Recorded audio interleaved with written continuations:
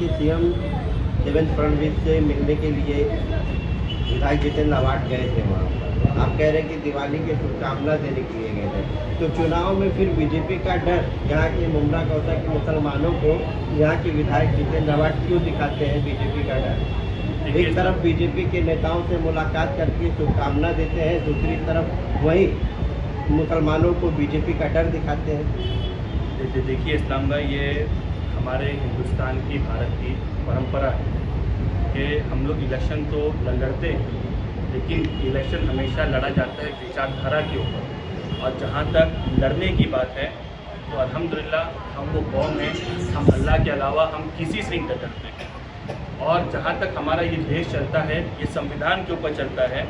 और फडणवीस साहब को भी हम यही कहना चाहते हैं कि आपने जिसके ऊपर शपथ ली है, आपने शपथ इसके ऊपर ली है कि मैं तमाम लोगों को साथ में लेके चलूँगा, सबके साथ इंसाफ करूँगा, लेकिन आप जाके जो विचारधारा इस्तेमाल करते हो आरएसएस की, वो हमको नाकाबिल कबूल है। हम मुमरा के लोग और सेकुलर लोग कभी उसको कबूल नहीं करेंगे।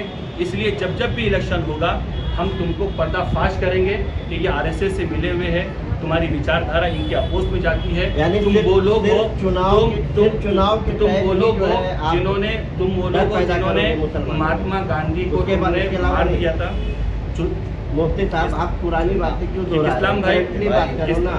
इस्लाम भाई, मैं आपको एक बात कहना चाहता हूँ कि चुनाव के मौके पर भी नहीं, बल्कि हमारे पूरे महाराष्ट्र के अंदर जब भी आरएसएस के ऊपर बोलने की बात आई और भाजपा ने जो भी काम गलत किया, पॉलिसी तैयार की, अगर कोई आवाज़ उठी है तो आवाज़ का नाम है जितेंद्र अवार्ड साहब। कि जितेंद्र अवार्ड जो कलवा मुमरा की विधायक है, वो बीजेपी को कोई कसर नहीं छोड़ते।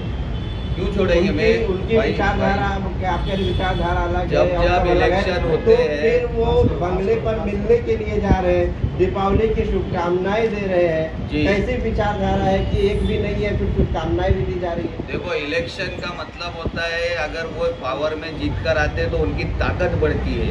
तो उनकी ताकत हम क्यों बढ़ाएं? उनकी ताकत कम करने के लिए उनका पर्दाफाश करना उस वक्त बहुत ज़रूरी होता है। ये कौन सा सवाल है कि आप इलेक्शन में क्या खामोश रह के बीजेपी जो कर रही है उसको करने दें? हम लोग उनका पर्दाफाश करना ज़रूरी है। उनकी ताकत को बढ़ने से रोकने के लिए उनका पर्दाफाश किया जाता है और वो हम लोग करते हैं और करते रहेंगे।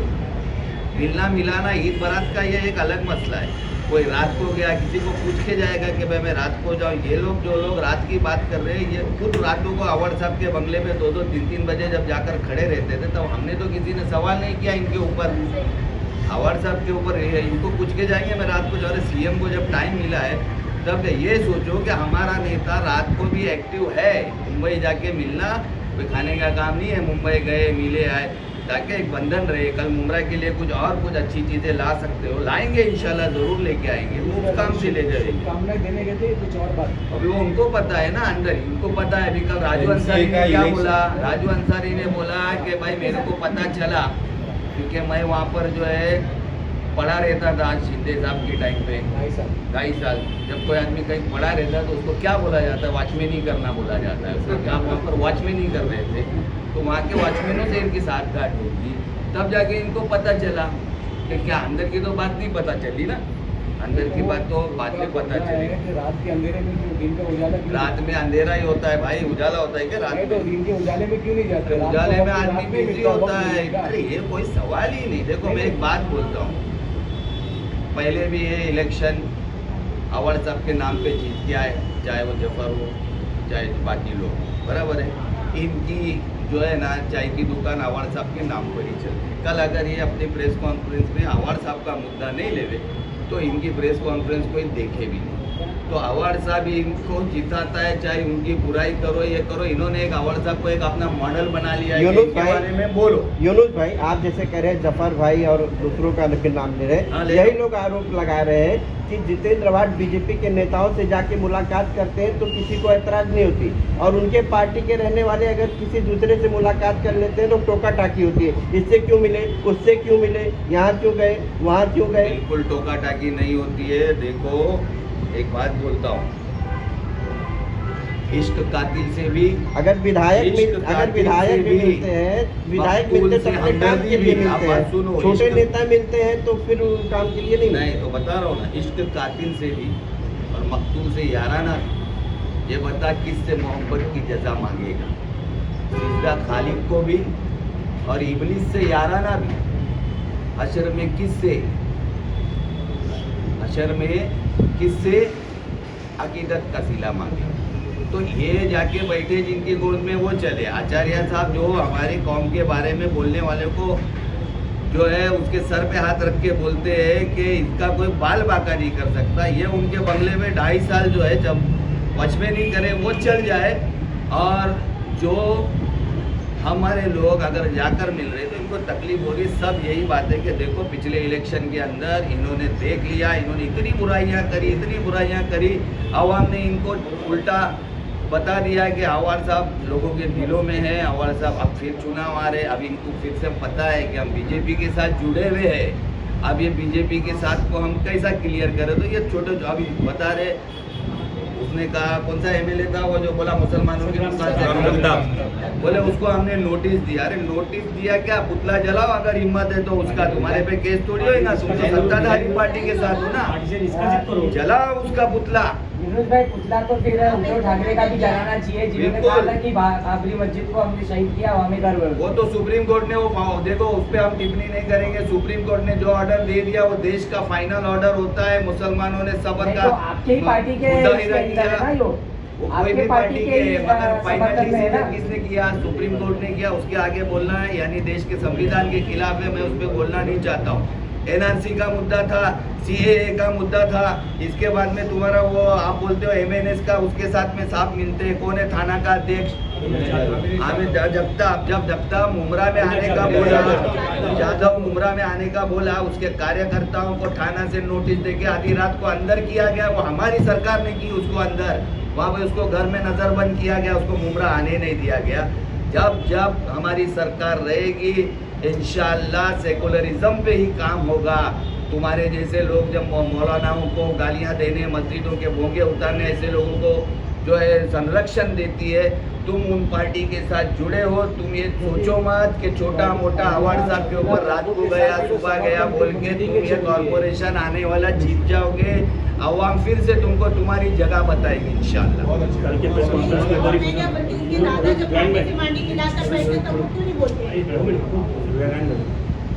जैसे कि मामला ये आ रहा है अवार्ड साहब के ऊपर कि वो सीएम साहब से मिले।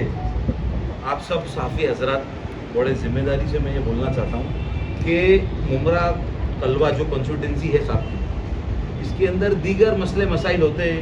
हुसैन भाई, एक आमदार अपनी कॉन्स्टिट्यूंसी का कोई भी मामला हो लेके अगर हमारे चीफ मिनिस्टर से नहीं मिलेगा तो आप बताइए कि वो किन से मिले? जैसे कि यहाँ पर ये जो सवाल आ रहा है कि वो मिले, दिन में मिले, रात में मिले, सीएम साहब का प्रोटोकॉल होता है। ऐसा कोई आदमी मुझे बताइए कि उठ के जाके डायरेक्ट सीएम साहब के बंगले पे टिंग टॉन्ग बजाए और चले जाए। जो प्रोटोकॉल का जिस तरीके का अपॉइंटमेंट होगा, जिस तरीके का उनको टाइम दिया जाएगा, आदमी उसी टाइम पे जाएगा। दूसरी बात, भाई सबसे आपको इनका जो दादा है वो 5 बजे जाके शपथ लेता है, तो हम कभी नहीं बोलते 5 बजे कौन शपथ लेता है यार। दूसरी बात, अब जैसे कि ये बात आ गई तो विचारधारा की, अगर विचारधारा की हुसैन भाई बात है तो जो बीजेपी से विचारधारा जिनकी मिलती है वो बीजेपी के साथ है, या उनको अगर उनसे कोई परहेज नहीं है तो वो लोग बिल्कुल साथ में हैं, उनका हर चीज़ चल रहा है। और जो लोग को ये विचारधारा से परहेज है, यानी जो आइडियोलॉजी नहीं मिलती है, वो लोग अलग हैं। इसके अंदर हुसैन भाई सारे मेरे साफी पत्रकार, मैं 2 ही चीज़ बोलना चाहूँगा जो एम्फेसाइज करके जो बोलूँगा मैं, कि जिनको आइडियोलॉजी से प्रॉब्लम है बीजेपी की, जिनको विचारधारा से प्रॉब्लम है, वो आज विरोध में बैठे हैं। जिनको उनकी आइडियोलॉजी मान लिया, जिनको उनकी आइडियोलॉजी से कोई फ़र्क नहीं पड़ता है, उनका आमदार मुसलमानों के बारे में क्या टिप्पणी करता है उससे कोई फ़र्क नहीं पड़ता है। कोई आदमी हमारे समुदाय के बारे में, हमारे लोगों के बारे में कुछ बोलता है तो यही एक फ़र्क है, और ये बुनियादी फ़र्क ही सबसे बड़ा फ़र्क है हुसैन भाई। आज हमारे को उनसे फ़र्क पड़ता है, उनकी बातों से, उनकी आइडियोलॉजी से, उनकी विचारधारा से। इसके लिए हम लोग अलग अपोजिशन में बैठे हैं। जिन लोगों को फ़र्क नहीं पड़ता है वो साथ में है, महागठबंधन उसके अंदर है। एक एनडीए अलायंस के अंदर चलना, स्टेट में, सेंटर में, हर जगह पर ये दर्शाता है कि आपको उनकी विचारधारा से कोई प्रॉब्लम नहीं है। और जिनको प्रॉब्लम है वो विरोध में बैठे, अलग से बैठे और काम कर रहे। अभी जो सवाल घड़ी घड़ी हुसैन भाई ये किया जा रहा है कि वो जाके मिले, एक आमदार अपनी कॉन्स्टिट्यूएंसी के मसले लेके चीफ मिनिस्टर से अगर मिलता है तो इसको आप क्या देखते हैं? और जो लोग साथ में ही हैं उनके, उसको क्या देखते हैं? लोगों का ये कहना है आप मिलो ना, रात में भी मिलो, दिन में भी मिलो, Yes. लेकिन फिर उनका बीजेपी का नाम लेके लोगों को डराओ मत ना। इस्लामुद्दीन भाई दो चीज़, एक मेरी बात सुनिए। जब इलेक्शन आता है तो आप डराते हैं, बीजेपी आ जाती है, और जब इलेक्शन नहीं है तो वहाँ जाते हैं, मेल मिलाप होता है, तो हमारे सीएम है। मैंने उसका जवाब दिया। हुसैन भाई, आपको इस्लामुद्दीन भाई रुको ना, आगे बोल रहे हैं ना। ऐसा है कि जो बीजेपी गलत आज हमारे समुदाय के साथ, हमारे लोगों के साथ कर रही है, सीएम से मिलना, यानी हमको भी आप उसी शैली में कर दिए कि जो सीएम से अपने मिले हुए तो फिर बोले भी नहीं। अगर मुसलमानों पे, हमारे समुदाय पे या किसी भी लोगों पे जुल्म होगा तो पहली आवाज़ आप इस पूरे स्टेट के अंदर देखिए, पूरे हिंदुस्तान में अगर बीजेपी ने इनकी जहाँ पर उनकी राज्य सरकार है, जहाँ पर भी गलत हुआ सबसे पहली आवाज़ अवार्ड साहब की हुई। अब आप अगर उसको दो चीज़ों को मिला दो कि भाई अवार्ड साहब ने मिले क्यों, तो अवार्ड साहब मिले अगर उनका कोई काम हो, उनकी कॉन्स्टिट्यूंसी का काम हो, तो वो अपने चीफ मिनिस्टर से ना मिले। जैसे कि मुफ्ती साहब ने बताया, वैसे भी एक चीज़ ये आप मानने करते हैं कि किसी भी पार्टी का, किसी भी समुदाय का, किसी भी जात का और जमात का चीफ मिनिस्टर पूरे महाराष्ट्र का होता है। तो अगर किसी आमदार को काम हो, चाहे वो पूरे महाराष्ट्र की बात है, तो किसके पास जाएगा? वो सीएम के पास ही ना जाएगा। अब अगर बीजेपी जो उनकी पार्टी है, जो उनकी आइडियोलॉजी है, जो उनकी विचारधारा है, वो विचारधारा के सारे लोग जो ये आज बात कर रहे हैं, अगर उनको वो विचारधारा मान्य है तो ठीक है, वो उनके साथ में और खुल के साथ में। वो तो ये बता रहे कि भाई बीजेपी अच्छी क्योंकि हमारा काम होता है। लेकिन अगर विचारधारा हुसैन भाई नहीं मिलती है इब्राहिम भाई, और अगर वो उनके मुखालिफ में है तो छोड़ दे गठबंधन उनको और आ जाए अपक्ष में। आएंगे आज वो? नहीं आएंगे। तो ये सारी बातें इस तरीके से हैं कि अगर जहां पर विरोध करना है उनकी विचारधारा का और आइडियोलॉजीज का, तो विरोध तो होगा ही, लेकिन जहां पर मिलने की बात है, जहां पर काम की बात है, तो ठीक है, चीफ मिनिस्टर से तो एक आमदार मिलेगा ही ना। कल उन्होंने सवाल किया था हमारे अध्यक्ष के ऊपर, उसका जवाब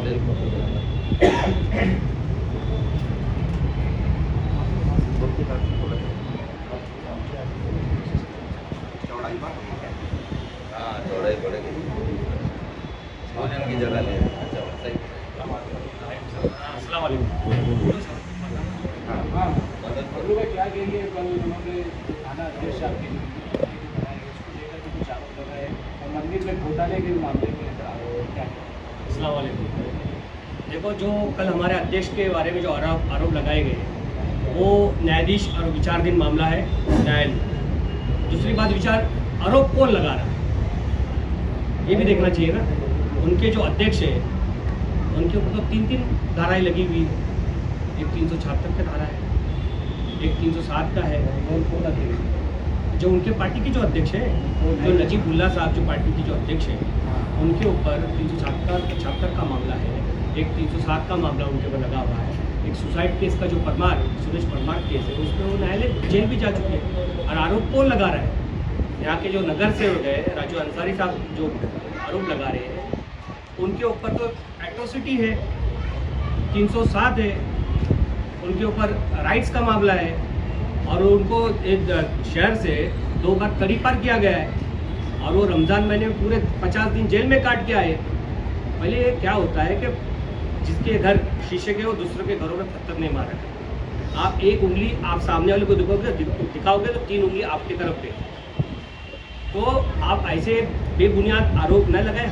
हमारे पार्टी में क्या हो रहा है वो हम देखेंगे, आपके पार्टी पे आप क्या हो रहा है आप देखो, आप दूसरों के पार्टी में क्या चाहते हैं। हमारा अध्यक्ष कौन बनना चाहिए, कौन बनेगा, वो हमारे पार्टी के प्रमुख जो मुखिया है वो तय करेंगे। उसके ऊपर आप सवाल नहीं उठा सकते।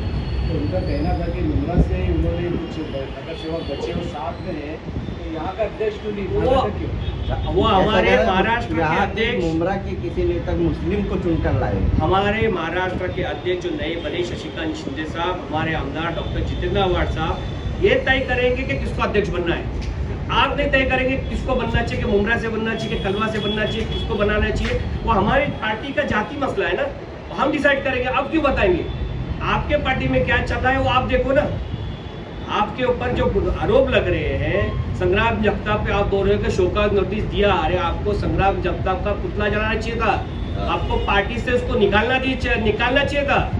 ये कौन सी आइडियोलॉजी है? आप तो बोलते हैं अम्बेडकर शाहू फुले महाराज के हम विचारधारा से चलते हैं। आप जिसका यशवंतराव चौहान का जिसका आपके बैनर पर फोटो लगता है, उनकी विचारधारा क्या थी और आपकी विचारधारा क्या थी? आप तो बीजेपी के मांडी से मांडी लगा के बैठ के आपकी विचारधारा को तो आपने छोड़ दिया है। आप तो बीजेपी के विचारधारा को लेके चल रहे हो। आपको निधि मिल रही है, पैसा मिल रहा है और आप बोल रहे हैं हम सेकुलर है। ये कौन सा सेकुलरिज्म है आपका? आज देश में आज माइनॉरिटीज पे जो हमले हो रहे हैं, काम करने के लिए निधि तो लेंगे ना भाई। काम करने के लिए निधि हमको भी मिल सकती थी, तो हम निधि लेने के लिए तो 19 में भी शामिल क्यों नहीं हुए? भी जा रहे हैं ना, मिलने, अरे यही तो बता रहे हैं ऐसी आपने विचारधारा छोड़ के हर चीज को भी हम भी विचारधारा छोड़ देना चाहिए, पर पैसा ही मिल रहा है। अब हमारे मौलानों पे आरोप लगा रहे हैं, मॉब लिंचिंग हो रही है, NRCA CA लाया जा रहा है, मुसलमानों को टॉर्चर परेशान किया जा रहा है, गौ हत्या के मामले में मतलब जो बच्चों का इन्वॉल्वमेंट नहीं है वो बच्चों को अरेस्ट किया जा रहा है। ऐसे मामलों को जब माइनॉरिटीज पे अटैक किया जा रहा है, वो पार्टी के आप समर्थन में हो और उसकी विचारधारा को आप मानते हो और उसके पार्टी में आप सत्ता में शामिल हो, तो आपकी विचारधारा कहाँ गई? आपकी विचारधारा आपने बीजेपी के बेच चुकी है। इसमें कहा गया आवाज के जो साधु है इसको बनाएंगे। ये आपको उनको कुछ पता नहीं है, ये सब बेबुनियाद बातें, उनका कोई रिश्ता नहीं है, वो दोस्त हैं। उनके मनोज प्रधान साहब के जो ससुर थे वो होम मिनिस्टर थे और हमारी अवार्ड साहब की जो बीवी है उनके जो चाचा थे दत्ता सामंत, वो कामगार यूनियन के अध्यक्ष थे। इनका रिश्तेदारी कुछ नहीं है, इनका दोस्ती घराना ताल्लुका है, दोस्ती है, कोई रिश्तेदारी नहीं है। आप लोग प्रेस कॉन्फ्रेंस में तमाम लोगों का बहुत बहुत शुक्रिया, मैं तमाम लोगों का आभार व्यक्त करता हूँ। धन्यवाद।